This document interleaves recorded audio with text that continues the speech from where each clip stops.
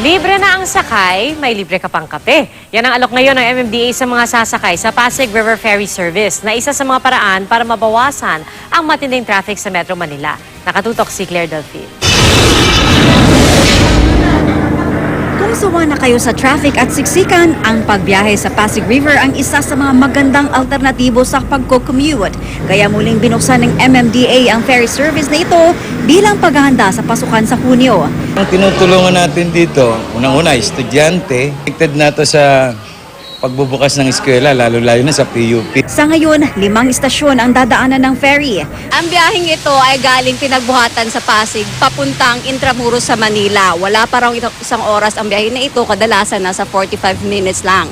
Kumpara ito sa 2 oras na biyahe kapag jeepney ang gagamitin. Kaya target ng MMDA, ma-decongest ang traffic sa kalsada gamit itong biyaheng Pasig River.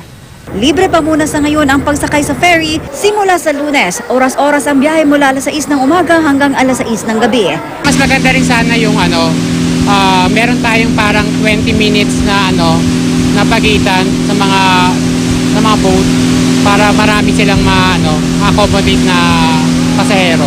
Masarap pala. Ah, talaga? Oo. Bakit Medyo nga lang may amoy.